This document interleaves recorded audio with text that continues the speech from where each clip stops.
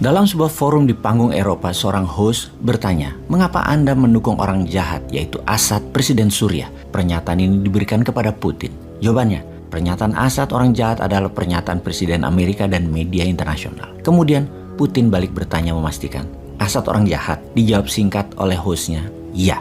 Maka Putin pun berkata, "Kami bukan melindungi Presiden Assad, melainkan melindungi negara Suriah. Kami tidak ingin Suriah menjadi seperti Libya, menjadi seperti Somalia, atau menjadi seperti Afghanistan, di mana kehadiran NATO di sana selama bertahun-tahun tidak membuat perubahan yang lebih baik." Apakah Assad membuat kesalahan? Ya, mungkin banyak. Tapi apakah orang-orang yang menentang itu malaikat? Siapa yang membunuh orang-orang dan anak kecil di Suriah? Siapa yang memenggal kepala orang? Apakah ISIS yang mendukung Amerika yang melakukan itu yang harus kita dukung? Anda tahu bahwa kami dan Amerika memperdebatkan tentang kawasan mana yang harus digempur, mana yang tidak. Di sana ada kawasan yang tidak boleh diserang. Kenapa? Karena ada banyak pasukan militan oposisi moderat. Di sana sekutunya Amerika. Tetapi di sana ada juga ISIS, ada Jabhat al-Nusra. Di kawasan itu semua bercampur. Jadi kamu tidak akan tahu siapa-siapa saja yang ada di sana. Jadi mereka seharusnya, oposisi moderat tersebut, memisahkan diri dari teroris-teroris ISIS, al-Nusra,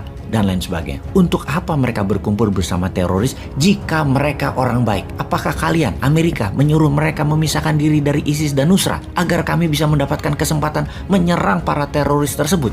Tidak. Amerika berkata, jangan sentuh dan jangan serang mereka. Kenapa begitu? Apa harus menunggu mereka menyerang kami atau menyerang Anda? Kami tidak ingin begitu. Mengenai korban yang tewas dari penggunaan senjata termasuk senjata kimia, semua itu adalah kesalahan informasi. Untuk saat ini, kami sangat meyakini bahwa itu hanya hasutan. Assad tidak pernah menggunakan senjata yang dituduhkan.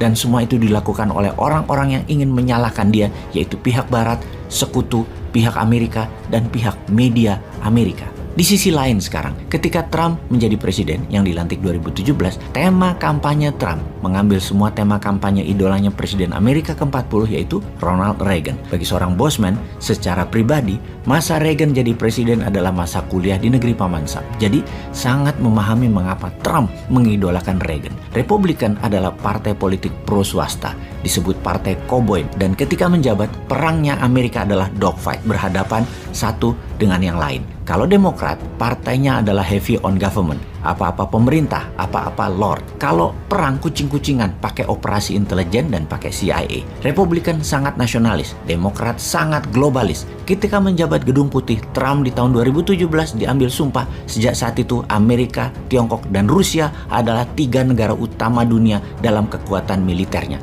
Sejak saat itu, Bosman darahnya mengalir deras karena sangat ingin Indonesia menjadi negara keempat secara kekuatan militer dan kekuatan dominasi ekonominya. Dengan strategi printing money dan mengenolkan bunga deposito, strategi kuantitatif easing, pelonggaran fiskal, uang akan membanjir dengan proyek-proyek swasta, utamanya UKM berproduksi dengan bahan baku 100% lokal. Indonesia dalam waktu sekejap akan sejajar dengan ketiganya melalui strategi ini. Namun, ini semua menjadi mimpi ketika di kabinet ada yang memuja hutang, anti bisnis swasta, UKM, mengetatkan kebijakan keuangan, kredit rendah, uang beredar hanya 44%. Maka hasilnya ekonomi jalan di tempat, tidak bergerak leluasa dan menjadi budak investor-investor asing. Dengan strategi invest in my country, dengan hutangan dan proyek yang menguntungkan investor.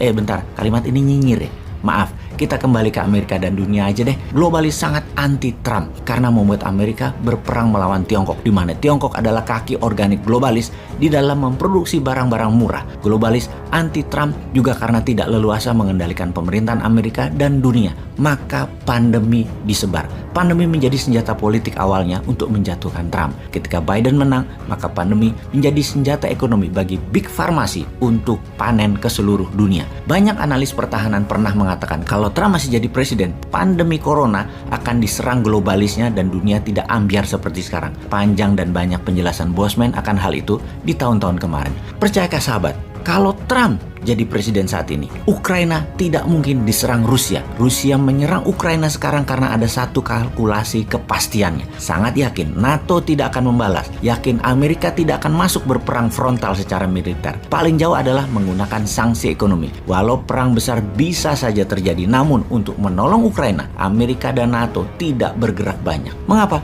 Karena Amerika kalah di banyak front di berbagai pertempuran, baik militer maupun perdagangan. Di zaman Biden, yang sudah mulai pelupa ini. Biden merupakan presiden Amerika terlemah sepanjang masa modern ini. Inilah masa yang untuk kedua kalinya Newmind getem-getem gregetan. Pertama di tahun 2017, nggak dipakai strategi Newmind sebagai langkah awal membangun Indonesia. Kedua sekarang di tahun 2022 ini yang seharusnya bisa membuat Indonesia berdaulat, bukan hanya membangun IKN. Kedua peluang tersebut terlewatkan tanpa kesan. Susah memang Newmind versus Old Mind ini.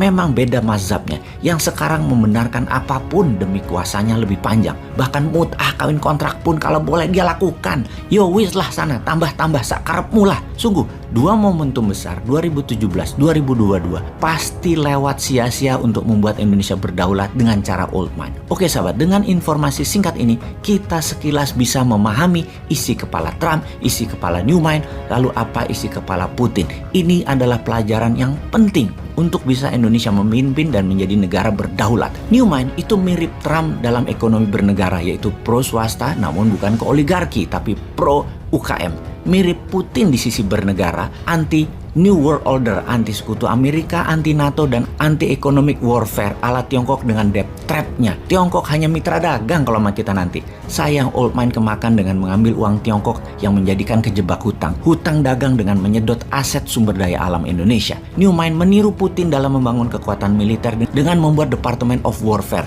menggantikan Departemen Pertahanan, dan meniru Tiongkok, yaitu melakukan hal yang sama. Hutangi negara lain untuk penguasaan dominasi ekonomi, terutama di negara bahan baku kebutuhan industri Indonesia dan negara pembeli produksi Indonesia dikendalikan melalui ekspansi ekonomi.